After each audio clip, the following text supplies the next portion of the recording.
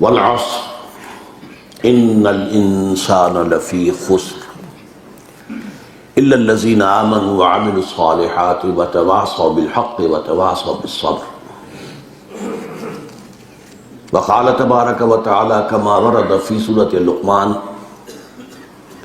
یا بنی اقم الصلاۃ وأمر بالمعروف وانہ عن المنکر واصبر علی ما اصابک. وقال عز وجل كما ورد في سورة حامیم السجدہ ومن احسن قولا ممن دعا الى الله وعمل صالحا وقال انني من المسلمين. وقال جل وعلا كما ورد في سورة النحل ادع الى سبيل ربك بالحكمة والموعظة الحسنة وجادلهم بالتي هي احسن. صدق الله العظيم.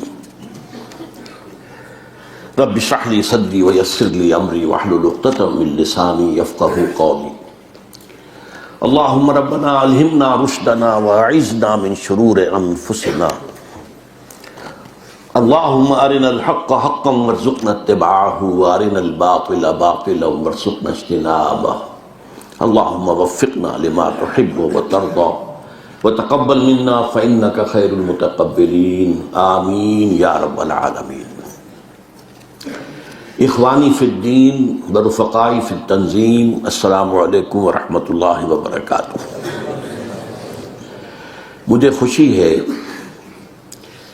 کہ آج جس مہم کا آغاز کیا جا رہا ہے تنظیم اسلامی میں، اس کے اس لانچنگ اجتماع میں مجھے بھی شرکت کی سعادت حاصل ہے. اپنی گوناگوں معذوریوں کے باوجھ میں اللہ کا شکر ادا کرتا ہوں کہ اس نے میرے لیے اس طرح کی صورت پیدا کر دی کہ میں اس میں شریک ہو سکا. یہ میں اس کو عنوان دے رہا ہوں تحریک و تنظیم دعوت. ایک ہماری بڑی تحریک ہے، تحریک تنظیم اسلامی. اب اس میں ظاہر بات ہے کہ اس کے کئی پہلو ہیں. ان میں سے ایک اہم تر پہلو جو ہے، بنیادی ہے، وہ دعوت ہے. اس دعوت کے نظام میں تحریک برپا کرنا اور اس میں ایک تنظیم کی شکل پیدا کرنا، یہ اس مہم کا مقصد ہے. اس کا آغاز بہت عرصہ ہوا ہے کہ یو اے ای کے ہمارے حلقے میں ہو چکا. ایک اجتماع میں جو ذرا اعلیٰ سطح کا تھا، اس کا ذکر ہوا تھا، میں نے اس کی تحسین کی تھی اور اس خواہش کا اظہار کیا تھا کہ اسے پاکستان میں بھی اسی نہج پر شروع کیا جائے. ایک مرتبہ اس کی کوشش ہوئی بھی ہے، لیکن معلوم ہوتا ہے کہ ہمیں چونکہ ایک طویل عرصہ ہو گیا ہے کام کرتے ہوئے ایک خاص نہج پر، تو جیسے وہ کہاوت ہے کہ گڈھا جو ہے لیک پر چلتا ہے، اس لیک سے ہٹنا آسان کام نہیں ہوتا. تو ذرا سا اس کے اندر کوئی نیا رنگ پیدا کرنا یہ ہمارے لیے مشکل ثابت ہوا ہے. اب ہمارے یو اے ای کے ہی رفقاء آئے ہیں، انہوں نے اس کو لانچ کیا ہے، اس کا ایک پروگرام بنایا ہے، اس کے لیے منصوبہ بندی کی ہے. اللہ سے دعا ہے کہ اللہ تعالیٰ ان کی اس کوشش کو کامیاب فرمائے. مجھے جو چند باتیں اس وقت عرض کرنی ہیں وہ یہ ہے: نمبر 1، دعوت حق یا دعوت دین یا دعوت اللہ یا دعوت الی سبیل الرب، اس کے 2 مراتب ہیں یا 2 مراحل ہیں. بلکہ میں سوچ رہا تھا کہ یہ دونوں الفاظ بھی مناسب نہیں ہیں. ایک عامی لفظ ہے، اس کے 2 کھاتے ہیں. ایک کھاتا ہے ایمان کی بنیاد سے اٹھنے والا دعوتی جذبہ.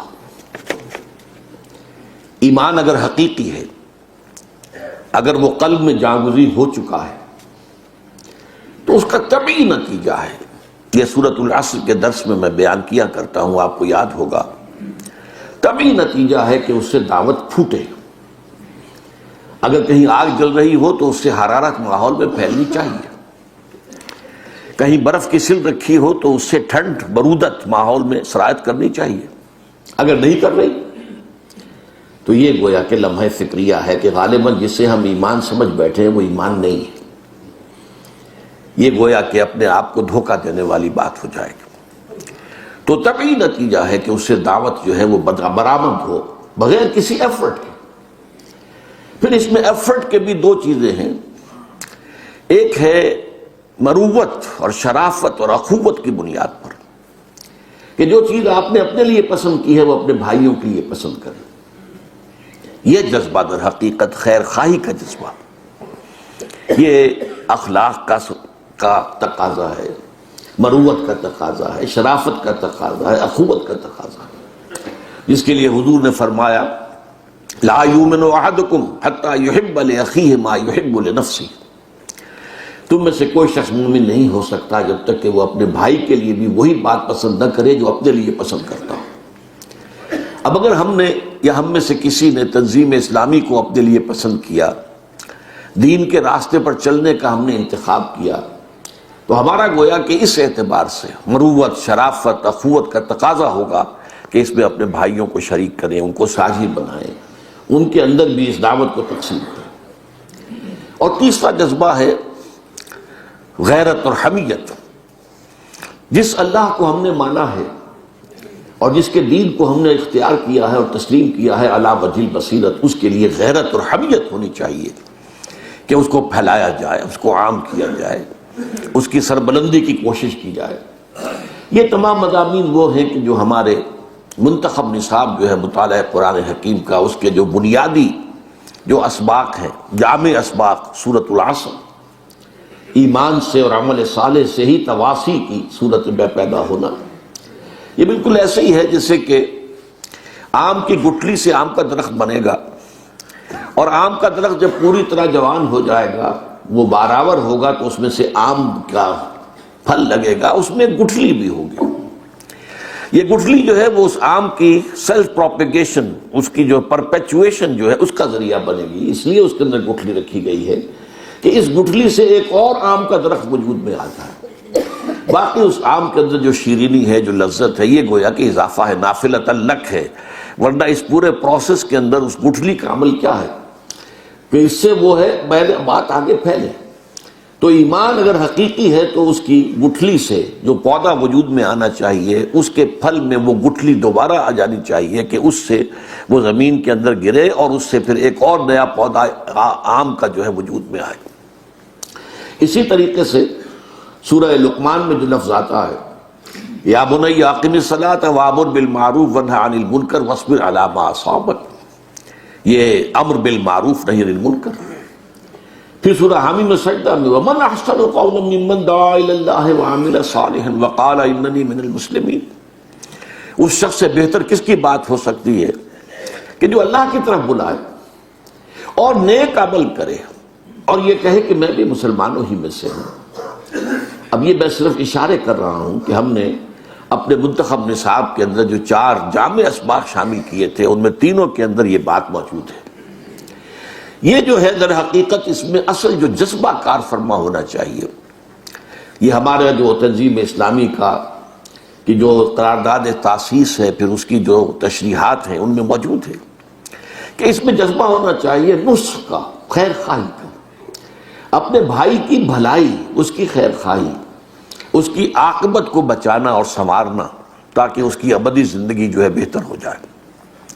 اس میں کوئی اپنے نام و نمود کا جذبہ اگر آ گیا تو نتیجہ زیرو ہو جائے. اگر اپنی شخصیت کی دھونس جمانے کا کوئی مقصد شامل ہو گیا تو زیرو ہو جائے گا، بلکہ یہ کہ برعکس ہوگا، اس کا رد عمل جو ہے وہ اس کے مخالف ہوگا. خیر خواہی، الدین والنصیحہ، وہ نصیحہ جو ہے اس کے بارے میں آپ کو معلوم، للہ ولکتابہ ولرسولہ ولائمۃ المسلمین وعامتہ، عام مسلمانوں کے لیے نصح و خیر خواہی. قوا انفسکم واہلیکم نارا، جس کے لیے کہ حضور کی یہ حدیث آپ نے بارہا سنی ہوگی کہ میری اور تمہاری مثال تو ایسے ہے جیسے آگ کا ایک گڑھا ہے، تم اس میں گر پڑنا چاہتے ہو اور میں تمہارے کپڑے پکڑ پکڑ کر گھسیٹ رہا ہوں. یہ کیفیت ہے اصل میں کہ آگ سے بچانا، دوزخ سے بچانا، اللہ کی ناراضگی سے بچانا، عاقبت کی بربادی سے بچانا. یہ اس ایمان کی بنیاد سے، ایمان کی گٹھلی سے جو دعوت کا شجر پیدا ہوگا، اس کا جو اصل جو اس کا موٹیویٹنگ فورس ہوگی وہ ہوگی لوگوں کی خیر خواہی. دوسرا کھاتا جو ہے وہ ہے معمور من اللہ ہو کر اللہ کی دعوت دینا. پہلی بات جو میں نے عرض کی ہے، یہ ایمان کی بنیاد پر از خود طبعی اعتبار سے، فطری اعتبار سے یہ دعوت وجود میں آئے گی. اور جو لوگ یہ کام کرتے ہیں اسی بنیاد پر، انہی کو ہم اولیاء اللہ کہتے ہیں۔ اولیاء اللہ میں اور انبیاء میں فرق یہی تو ہے کہ نبیوں کو وحی آتی ہے، اولیاء اللہ کو وحی نہیں آتی۔ یہ اولیاء اللہ ہیں، اللہ کے دوست ہیں، اللہ کے ساتھی ہیں، اللہ کا نام پھیلا رہے ہیں، اللہ کی طرف لوگوں کو دعوت دے رہے ہیں۔ تو یہ ولایت ہے در حقیقت کہ جو خود بخود حاصل ہوتی ہے ایمان اور عمل صالح اور تواصی بالحق کے نتیجے۔ لیکن دوسرا کھاتا ہے معمور من اللہ ہو کر، یہ ہے نبوت اور رسالت کا کھاتا۔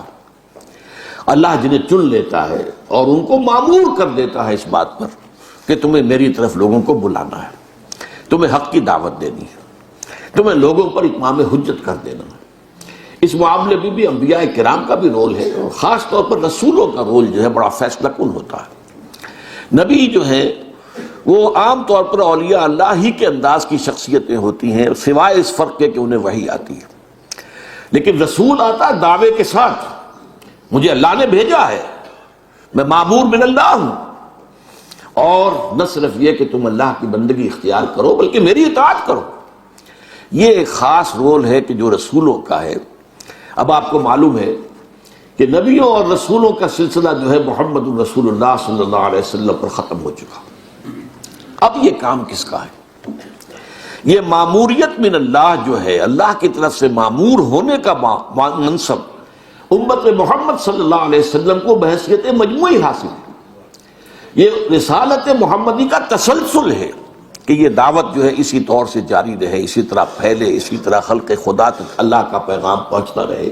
یہ در حقیقت رسالت محمدی صلی اللہ علیہ وسلم کا تسلسل ہے۔ اس اعتبار سے غور کیجئے تو ہمارے ہی منتخب نصاب میں شہادت علی الناس کا تصور سامنے آتا ہے، لوگوں پر اتمام حجت کر دینا۔ چنانچہ امت مسلمہ کی جو غرض تاسیس بیان کی گئی، وَكَذَلِكَ جَعَلْنَاكُمْ أُمَّةً وَسَطًا لِتَكُونُوا شُهَدَاءَ عَلَى النَّاسِ وَيَكُونَ الرَّسُولُ عَلَيْكُمْ شَهِيدًا۔ تمہیں ہم نے ایک امت بنایا اس لیے، اور یہ امت وسط کی امت ہے، بہترین امت ہے، درمیانی امت ہے، یا جیسا کہ میں سورہ حج کے درس میں واضح کرتا ہوں، یہ درمیانی لنک ہے۔ اللہ سے آیا رسول کے پاس، رسول نے دیا امت کو، اب یہ امت آگے پھیلائے گی، تو یہ لنک بن گئی ہے رسول کے اور عام لوگوں کے مابین۔ لہذا جو کام رسولوں کے ذمے تھا کہ وہ اتمام حجت کر دیں، وہ اتمام حجت کر دیں، جیسا کہ سورہ نساء میں فرمایا گیا ہے رسلا مبشرین ومنذرین لئلا یکون للناس علی اللہ حجت بعد الرسل وکان اللہ عزیزا حکیما۔ ان رسولوں کو ہم نے مبشر اور نذیر بنا کر بھیجا تاکہ رسولوں کی آمد کے بعد لوگوں کے پاس کوئی عذر باقی نہ رہ جائے، کوئی حجت باقی نہ رہ جائے اللہ کے محاسبے کے مقابلے میں۔ اے اللہ، ہمیں تو بات بتائی نہیں گئی، ہم تک کسی نے پیغام پہنچایا نہیں، تیری بات ہم تک آئی ہی نہیں، ہم سے محاسبہ کس بات کا، کس بنیاد پر ہم سے محاسبہ ہو رہا ہے؟ بہرحال اگرچہ محاسبے کی بنیادیں اور بھی ہیں، اللہ نے سماعت اور بصارت اور عقل دی ہے، ان السمع والبصر والفؤاد کل اولئک کان عنہ مسئولا۔ اللہ تعالیٰ نے نیکی اور بدی کا شعور جو ہے نفس انسانی کے اندر الہام کر دیا ہے، فَأَلْهَمَهَا فُجُورَهَا وَتَقْوَاهَا۔ اسی طریقے سے اللہ تعالیٰ نے قلب انسانی میں جو روح ہے، اس روح کے اندر اپنی ایک معرفت بھی اجمالی طور پر اور اپنی محبت بھی بنیادی طور پر ودیت کی۔ تو اگرچہ مسئولیت کی بنیادیں یہ بھی ہیں، لیکن ان پر اتمام ہے، اتمام حجت ہے کہ رسول کے آنے کے بعد اور رسول کے ذریعے سے حق کے مبرہن ہو جانے کے بعد، کھل کر واضح ہو جانے کے بعد، وہ انفرادی طور پر بھی اجتماعی طور پر بھی، اس کے بعد پھر کسی کے پاس عذر نہیں رہے گا کہ وہ یہ کہہ سکے کہ اللہ ہمیں تو یہ بات پہنچائی نہیں گئی۔ یہ ہے اصل میں درجہ جو آپ سمجھیے کہ ہم جو اجتماعی طور پر کام کرنے کی کوشش کر رہے ہیں، یہ امت جس کا اس کے لیے بنائی گئی ہے، جس کے لیے سورہ حج میں بھی آیا ہے لِيَكُونَ الرَّسُولُ شَهِيدًا عَلَيْكُمْ وَتَكُونُوا شُهَدَاءَ عَلَى النَّاسِ، جس کے لیے سورہ آل عمران میں فرمایا گیا كُنْتُمْ خَيْرَ أُمَّةٍ أُخْرِجَتْ لِلنَّاسِ تَأْمُرُونَ بِالْمَعْرُوفِ وَتَنْهَوْنَ عَنِ الْمُنكَرِ وَتُؤْمِنُونَ بِاللَّهِ۔ اور جب بدقسمتی سے پوری امت اس فرض سے جو ہے بیگانہ ہو گئی ہے، تو اب یہ ہے کہ جو جاگ سکتے ہیں وہ جاگیں، اور جن کو جگا سکیں جگائیں، اور اس جاگنے اور جگانے کے عمل سے ایک چھوٹی امت وجود میں آ جائے بڑی امت میں۔ بڑی امت میں تو سب ہیں جو محمد کے نام لیوا ہیں، لیکن اس چھوٹی امت میں وہ ہوں گے جو فرمایا گیا وَلْتَكُمْ مِنْكُمْ أُمَّةٌ يَدْعُونَ إِلَى الْخَيْرِ وَيَأْمُرُونَ بِالْمَعْرُوفِ وَيَنْهَوْنَ عَنِ الْمُنكَرِ وَأُولَٰئِكَ هُمُ الْمُفْلِحُونَ۔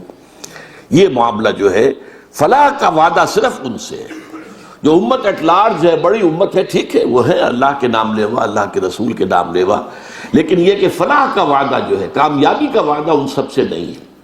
کامیابی کا وعدہ ان سے ہے جو ان میں سے جاگ کر اور دوسروں کو جگا کر ایک امت تشکیل دیں، party with in party, state with in state, امہ ود ان امہ، جس کا کام ہی یہ ہو یدعون الی الخیر، دعوت دیتے ہو خیر کی طرف۔ یہ اس میں سارے الفاظ آ گئے جو میں نے شروع میں استعمال کیے، دعوت حق، دعوت دین، دعوت الی اللہ، دعوت الی سبیل رب، یدعون الی الخیر، یہ سب خیر ہے۔ جو خیر کی طرف دعوت دیتے ہوں اور نیکی سے کا حکم دیتے ہوں، بدی سے روکتے ہوں۔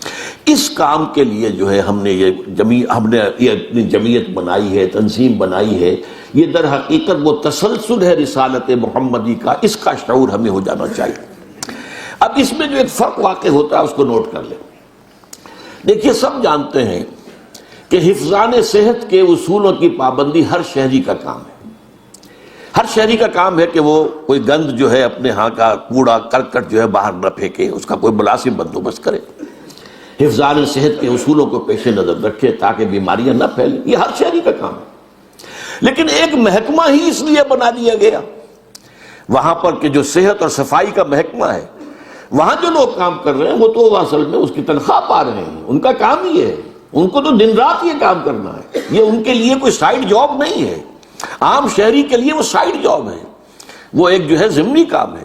لیکن یہ کہ وہ لوگ کہ جو اس محکمے میں بھرتی ہیں، جو یہاں پہ تنخواہیں لے رہے ہیں، چاہے نیچے سے لے کر خاکروب سے لے کر اوپر تک ان کے انجینئرز بھی بیٹھے ہوئے ہوں، ان سب کا تو کام یہ ہے کہ ہمہ وقت انہیں اس کام میں لگے رہنا چاہیے۔ اب اس کے نتیجے میں اس میں جو شدت پیدا ہونی چاہیے، جو حدت پیدا ہونی چاہیے، اس میں جو تڑپ ہونی چاہیے، اس میں جو جذبہ ہونا چاہیے، اس میں جو دلگیری اور درد مندی کا جذبہ ہونا چاہیے، اس کے لیے میں آپ کو ایک مثال دے رہا ہوں۔ جو رسول اول تھے حضرت نوح علیہ السلام، قال رب انی دعوت قومی لیلا ونہارا، حضرت نوح نے عرض کیا پروردگار میں نے اپنی قوم کو پکارا ہے رات دن، لیلا ونہارا۔ اس سے آپ ذرا اندازہ کیجئے وہ دھن، وہ لگن جو لگی ہوئی ہے، جو کسی کل چین نہیں لینے دے رہی۔ رب انی دعوت قومی لیلا ونہارا فلم یزدہم دعائی الا فرارا۔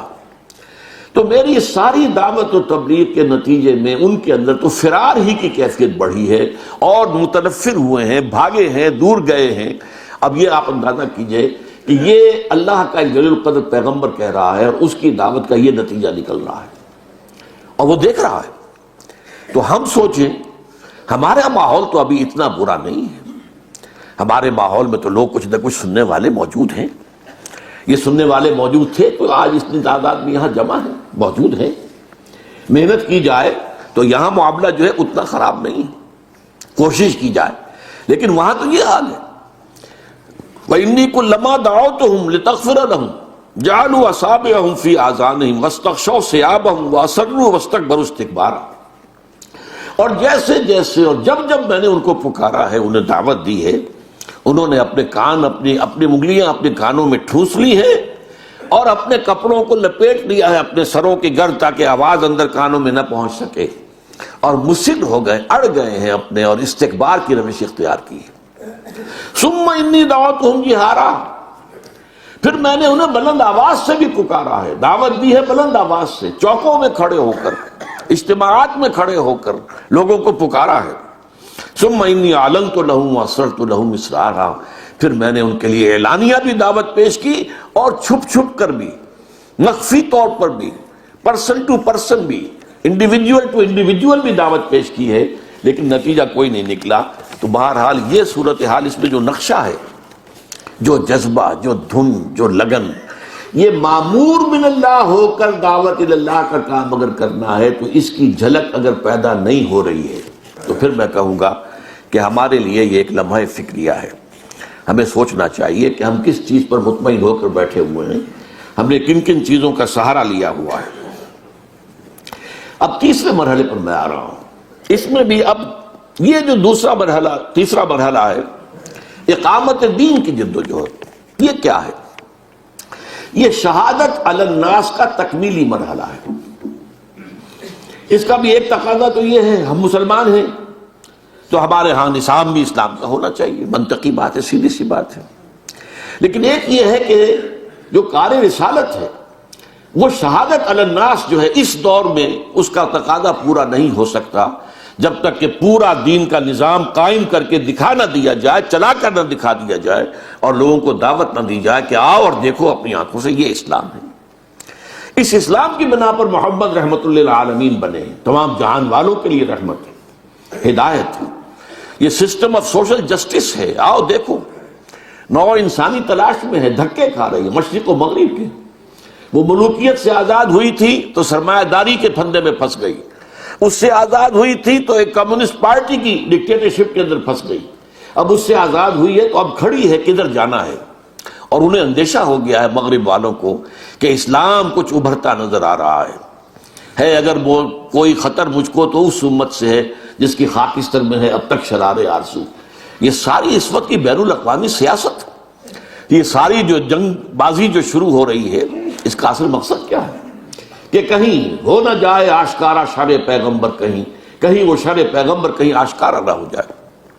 ظاہر بات ہے کہ حق آئے گا تو باطل ختم ہو جائے گا، جاء الحق وزهق الباطل ان الباطل کان زہوقا۔ تو یہ جد و جہد جو ہے دعوت اس مرحلے پر آ کر دعوت اقامت دین، اور اس میں بھی نوٹ کیجئے ایک نقطہ ہے جو بعض ہمارے جو دوست ہیں وہ سمجھ نہیں پاتے، اور وہ یہ کہ اس کا بھی اصل مقصد خلق خدا کی نصیحت اور خیرخواہی ہے۔ اس لیے کہ جب باطل نظام ہوتا ہے تو عوام اس باطل نظام کے شکنجوں میں ایسے کسے جاتے ہیں کہ ان کے لیے حق کی طرف توجہ کرنا ممکن نہیں ہوتا، جس کو کہ شاہ ولی اللہ دہلوی رحمۃ اللہ علیہ نے کہا ہے کہ جب تقسیم دولت کا نظام غلط ہو جائے، غلط ہونے کا مطلب کیا ہے؟ ایک طبقے کے اندر دولت جو ہے جمع ہوتی جائے گی، ایکومولیشن آف ویلتھ ہوگی، وہ ان کے پاس وہ کروڑ پتی ہوں گے، ان کے عیش ہوں گے، ان کی عیاشیاں ہوں گی۔ دوسری طرف نیڈ ہوگی، وانٹ ہوگی، احتیاج ہوگا، لوگوں کے اندر جو ہے بھوک ہوگی، مفلسی ہوگی، اور یہ چیز جو ہے دو دھاری تلوار ہے، ادھر بھی کاٹتی ہے ادھر بھی کاٹتی ہے۔ جہاں دولت کا ارتکاز ہو جائے گا وہاں عیاشیاں ہوگی، بدماشیاں ہوگی۔ ظاہر بات ہے دولت جو ہے وہ تو زیادہ اسی راستے کی طرف لے کر جائے گی، اور جہاں وہ بھوک ہے اس کے نتیجے میں انسانوں کی اکثریت جو ہے وہ ڈھور ڈنگر بن کر رہ جائے گی، وہ کولو کے بیل یا باربرداری کے اونٹ۔ ان کے لیے کہیں کوئی اللہ سے لو لگانا، کوئی تصور کرنا، کسی عام اپنی روٹی کے مسئلے سے، اپنے مسائل سے ہٹ کر کسی مسئلے پر غور کرنے کا سوال ہی پیدا نہیں ہوتا، وہ حیوانات بن کر رہ جاتے۔ جب تک وہ نظام صحیح نہیں ہوگا، اس نظام سے پھر سہارا ملے گا، ریلیف ملے گا، وہ عوام پھر متوجہ ہو سکیں گے اپنے رب کی طرف، لو لگائیں گے اپنے رب کے ساتھ۔ لیکن جب تک وہ نظام قائم نہیں ہوتا، وہ تو بہت کم لوگ ہوں گے، سلیم الفطرت بہت شاذ لوگ ہوں گے کہ جو اس معاملے کی طرف پیش قدمی کر سکیں اس ماحول کے اندر۔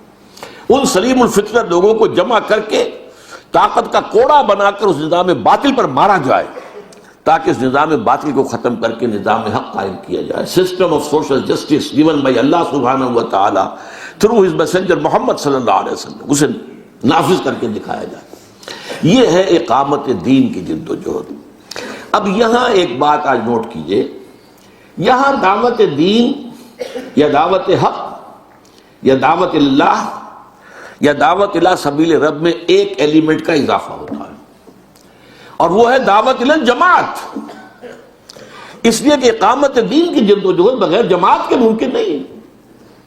لہذا یہی وجہ ہے کہ انبیاء کرام علیہ السلام جو ہیں وہ یہ نہیں کہتے تھے کہ میرا حکم بھی مانو۔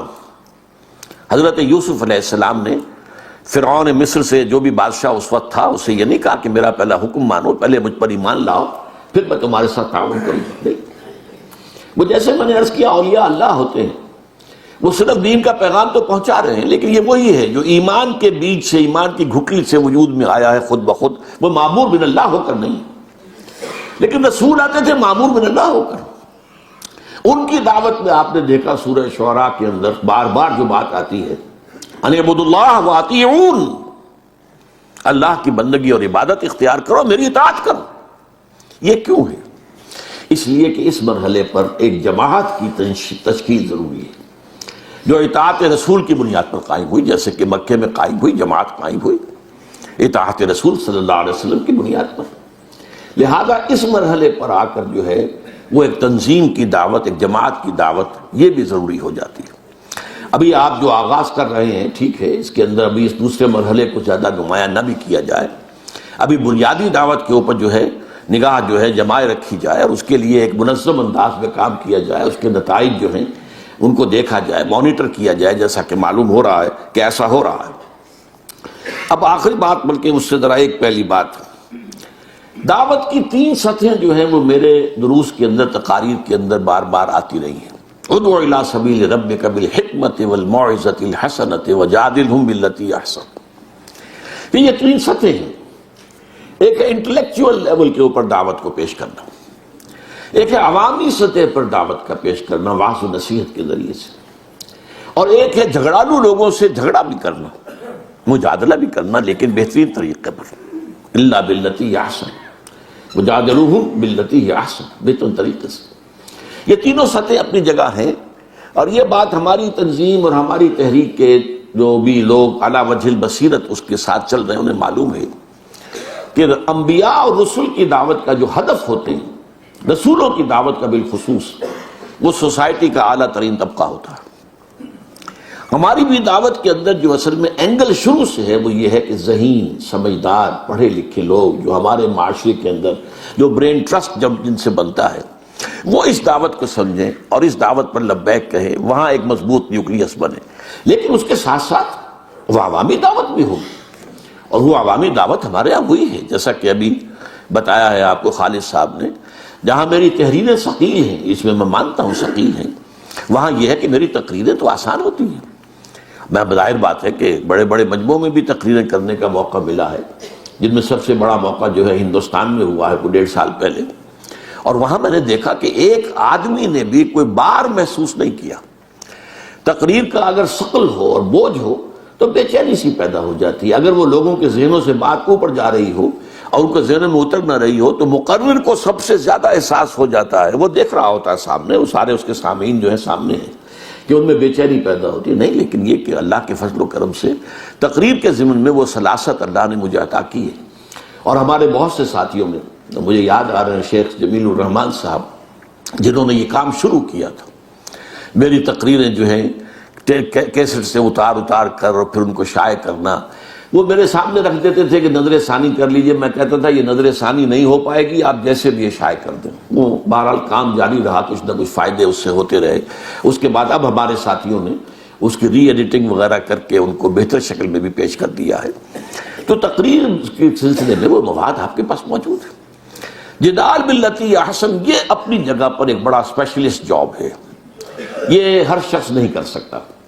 جہاں تک جدید نظریات کا تعلق ہے، جدید خیالات کا تعلق ہے، اس میں تو ہم یقیناً اپنے فکر اور اپنی دعوت کی بنیاد پر گفتگو کر سکتے ہیں، لیکن عیسائیت، عیسائی مبشرین کے ساتھ وہ مناظرہ، ہندوؤں کے ساتھ کوئی مناظرے، آریہ سماجیوں کے ساتھ کوئی مناظرے، یہ ہماری اس تنظیم کی تحریک کے پیش نظر نہیں رہے ہیں۔ لیکن یہ کہ اللہ تعالیٰ نے ہر کام کے لیے اللہ تعالیٰ لوگ پیدا کر دیتا ہے، لکل فن رجال۔ شیخ احمد دیدات نے کام کیا عیسائیوں کے معاملے میں، اور واقعہ یہ ہے کہ بہت ہی مؤثر کام کیا، نتیجہ خیز کام کیا۔ اب جو ہے ڈاکٹر ذاکر نائک کر رہے ہیں عیسائیوں کے معاملے میں بھی اور ہندوؤں کے معاملے بھی، اور میرے نزدیک ہندوؤں کا معاملہ اس سے اہم تر ہے، اس لیے کہ براہ راست جو ہے بر صغیر پاک و ہند میں جن سے ہمارا سابقہ وہ ہندو ہیں، اور اندازہ یہی ہو رہا ہے، حالات جدھر جا رہے ہیں کہ سابقہ بڑھے گا، بیل جول بڑھے گا، آمد و رفت بڑھے گی، اور یہ لکیر جو ہے جو رہے بھی اگر تو یہ اس کی وہ سختی نہیں رہے گی کہ آمد و رفت جو ہے وہ بہت ہی لانا ہے جوئے شیر کا ہو جائے، بلکہ یہ کہ اس کے اندر اضافہ ہوگا۔ تو ہماری دعوت کے لیے بہت بڑا میدان کھلے گا۔ اردو زبان جو ہے وہ دنیا کی میں سمجھتا ہوں کہ دوسری سب سے بڑی زبان ہے تعداد کے اعتبار سے، اس لیے کہ یہ جتنی تعداد بر عظیم پاک و ہند کے اندر انسانوں کی ہے، آپ کو معلوم ہے 1 ارب سے زیادہ انسان ہیں، اور ان کے اندر سب کے سب جو ہے وہ اردو سمجھتے ہیں، بول نہ سکے لکھ نہ سکے اردو سمجھتے ہیں۔ بہرحال یہ کام جو ہے یہ عوامی سطح پر تو اس میں جو ہے یہ تینوں کام جو ہے کرنے میں ہیں، لیکن ہم نے دو کو کیا ہے الحمدللہ کسی درجے میں۔ البتہ یہ دو علیحدہ کھاتے نہیں ہیں، بیک وقت یہ تینوں کے ساتھ معاملہ ہوگا، لیکن یہ ہے کہ اس میں ظاہر بات ہے کہ ہمارا جو رہا ہے پہلا میرا ہدف رہا ہے وہ ذہین اور فطین سمجھدار لوگ، پڑھے لکھے لوگ رہے ہیں، لیکن اب ظاہر بات ہے کہ آپ حضرات اتنی کثیر تعداد میں آ گئے ہیں، ہمارے ساتھی تیار ہو گئے ہیں، اب ہمارا دورہ ترجمہ قرآن جو ہے وہ پنجابی زبان میں بھی ہوا ہے، ہمارے ساتھی جو ہے وہ آسان تقریریں کرنے کے انتہائی ماہر ہیں اور وہ بات پھیلا رہے ہیں۔ اب بات جو ہے شہروں سے گزر کر قصبات میں بھی جا رہی ہے، دیہات میں بھی جا رہی ہے، تو اس اعتبار سے یہ تینوں سطحیں جو ہیں ہمیں اپنے سامنے رکھنی چاہیے۔ جہاں تک فکر مغرب ہے اس کے اعتبار سے تو تیسری سطح بھی ہم رکھیں گے، لیکن یہ مذاہب جو ہیں، اب قادیانیت ہے یا شیعیت ہے یا اس سے آگے باہر نکل جائیں تو جو عیسائیت ہے یا ہندو مت ہے، اس کے لیے ظاہر بات ہے کہ اسپیشلائز لوگوں کی ضرورت ہے جو ان چیزوں کے اندر اسپیشلائز کریں اور پھر کام کر سکیں۔ اب آخری بات، دعوت کی دو سطحیں ہیں۔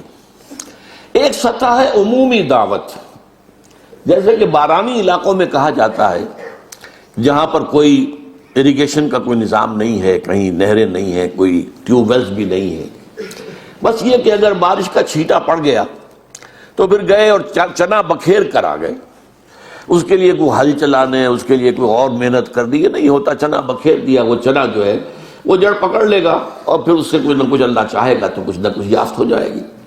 تو یہ جو عمومی پروگرام ہوتے ہیں یہ چنے پھینکنے کے انداز کے ہیں۔ وہ تو یہ ہے کہ اس مجلس کے اندر جو بھی سلیم الفطرت انسان ہوگا وہ کشش محسوس کرے گا، وہ قریب آئے گا، وہ آپ کے لیے ایک ذریعہ بن جائے گا، اور وہ آپ کا پھر ہدف اور جو ہے وہ بننا چاہیے ٹارگٹ، کہ اس طرح کے اجتماعات میں ہمارے جو قدیم ساتھی بیٹھے ہوں، پرانے ساتھی بیٹھے ہوں، وہ ٹارگٹ کریں کہ کون نئے لوگ آئے ہیں اور ان کے ساتھ رابطہ کرنا ہے۔ اب وہ ہمارے پروسپیکٹو جو ہے وہ گاہک ہیں، ان کے ساتھ ہمیں جا کے رابطہ کرنا ہے۔ تو اس اعتبار سے یہ جو ایک معاملہ ہے یہ تو ہمارا اللہ کے فضل و کرم سے ویسے بھی چل رہا ہے، جیسے کہ بہت سے رفقا نے اب بھی کہا، درس قرآن کا پروگرام چل رہا ہے، قرآن مجید کی طرف لوگوں کو بلانے کا کام ایک بڑے پیمانے پر جاری ہے۔ پھر یہ ہے کہ اللہ تعالیٰ کے فضل و کرم سے الیکٹرانک میڈیا میں ہم کوئی خود پیش قدمی نہیں کر سکے، لیکن اللہ کے فضل و کرم سے از خود جو ہے وہ نظام بن گیا، ARY کی طرف سے، اور لندن میں اسلام چینل کے ذریعے سے، اب پیس کے ذریعے سے وہ پھیل رہا ہے۔ اس میں ہمارا تو کوئی پیسہ خرچ نہیں ہوا ہے، نہ ہماری کوئی پلاننگ کو دخل ہے، یہ اللہ تعالیٰ کے فضل و کرم سے ہے کہ وہ اپنے کتاب کے ذکر کو بلند کر رہا ہے، وہ بات پھیل رہی ہے، اللہ کا شکر ہے۔ لیکن اصل دعوت جو ہے وہ ہے انفرادی دعوت، آدمی خود داعی بن جائے، وہ دیکھے۔ میں ایک واقعہ مجھے آج یاد آ رہا تھا کہ یہ دو گروپ سے لاہور میں جن کے مابین آپس میں بڑا جھگڑا رہتا تھا، ایک راجپوتوں کا گروپ تھا اور ایک کشمیریوں کا، ان کے مابین مفاہمت کی ایک محفل منعقد ہوئی جن میں دونوں طرف کے چودھری لوگ، بڑے لوگ، بزرگ لوگ جمع ہوئے۔ ان میں سے ایک صاحب جو تھے راجپوت برادری سے تعلق رکھنے والے، مجھے بھی ساتھ لے گا۔ میں نے وہاں جو دیکھے نوجوان جو بڑے چوڑے چکلے سینوں والے، ان کے گٹھے ہوئے بازو اور ان کا جسم تن و توش، میرے دل میں خواہش ہو رہی، مجھے آج بھی یاد ہے، اے اللہ ان کو تو اپنے دین کے لیے قبول فرما لے۔ ان میں جو صلاحیتیں ہیں یہ ہے کہ جن میں سے لوگ اگر نکلیں گے تو وہ عمر فاروق بنیں گے رضی اللہ تعالیٰ عنہ، ان کے نقش قدم پر چلیں گے۔ ان میں سے لوگ نکلیں گے تو وہ حضرت حمزہ کے نقش قدم پر چلنے والے ہوں گے۔ تو یہ لوگ جو اسی طریقے سے ایک داعی کو دھن رہے کہ ہر وقت وہ طاق میں رہے کون ہے۔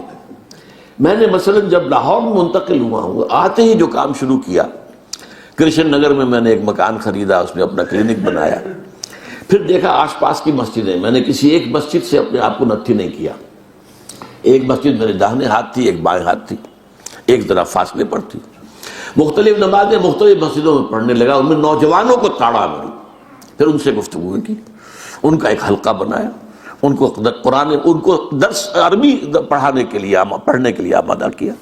تو یہ اصل میں آدمی ہوتا آن دی لک آؤٹ، ہر وقت اسے فکر رہے کہ میں کہاں اپنی بات کروں، کس طرف جاؤں، کدھر دیکھوں، کسے آواز دوں۔ اے ہجوم نامرادی دل بہت گھبرائے ہے۔ تو داعی جو ہے وہ ہر وقت بے چین ہوتا ہے، وہ تلاش میں ہوتا ہے کہیں کوئی متنفس ہو کہ جو میری بات سننے کو تیار ہو، جس کے لیے کوئی راستہ جو ہے میں نکال سکوں، جو اللہ کے راستے کی طرف بڑھ جائے، آ جائے۔ پھر جیسا کہ بتایا گیا کہ اس ضمن میں آپ کو کچھ احادیث، کچھ جو ہے وہ ہدایات دی بھی گئی ہیں، اور آئندہ بھی یہ سلسلہ چلے گا تو اور ہدایات بھی دی جائیں گی۔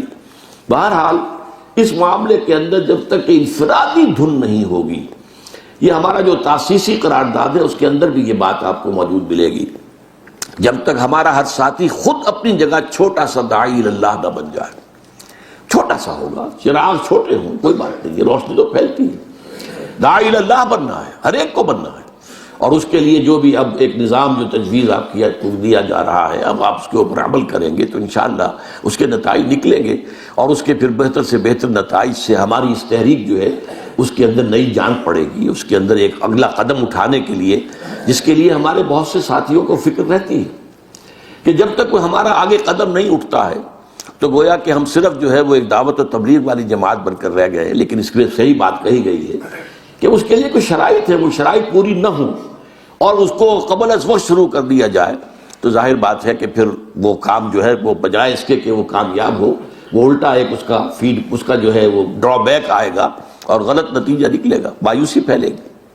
لیکن دوسری طرف یہ بات بھی نوٹ کر لیجیے، میں یہ محسوس کرتا ہوں کہ جس رفتار سے ہم اس وقت تک چلتے رہے ہیں، آج کے اجتماع کو میں سمجھتا ہوں کہ اس میں شاید وہ بریک تھرو جو ہے وہ پیدا ہو جائے، لیکن جس رفتار سے اب تک ہم چل رہے ہیں اس اعتبار سے تو اندیشہ ہے کہ شاید وہ مرحلہ ہمارا وہ سامنے آ ہی نہ سکے، اور اس میں کہ اسی عرصے میں یہ تنظیم اتنی بوڑھی ہو جائے کہ پھر اس کے اندر سکت ہی نہ رہے کسی مقاومت کی اور کسی مقابلے کی۔ لہٰذا اس میں تیزی کی ضرورت تو ہے۔ جیسے میں نے عرض کیا کہ دعوت کا ایک مرحلہ ایمان کی گٹھلی سے نکلنے والی دعوت، دوسرا مرحلہ معمور من اللہ ہونے کے اعتبار سے دعوت، اور اس کے لیے جو دلگیری، جو جذبہ، جو تڑپ ہونی چاہیے، تیسرا اقامت دین کی جد و جہد کے لیے دعوت، جس میں کہ دعوت الی الجماعہ یا دعوت الی تنظیم بھی شامل ہو جائے گی۔ اس معاملے میں ہمیں تیزی کرنی چاہیے۔ اس وقت جس طرح سے کفر جو ہے اس کا سیلاب آ رہا ہے، جس طرح فحاشی دجالیت کی جو آخری وار ہے دجالیت کا، وہ جس کاری انداز میں ہمارے معاشرے کے اوپر چل رہا ہے، اس سب کو دیکھتے ہوئے ساتھیوں مشعلوں کو تیز کرو، جنگ بازوں کا ملک گیروں کا قافلہ تیز گام ہے کتنا، اور بھی قافلے کو تیز کرو۔ اقول قولی ھذا واستغفر اللہ لی ولکم ولسائر المسلمین والمسلمات۔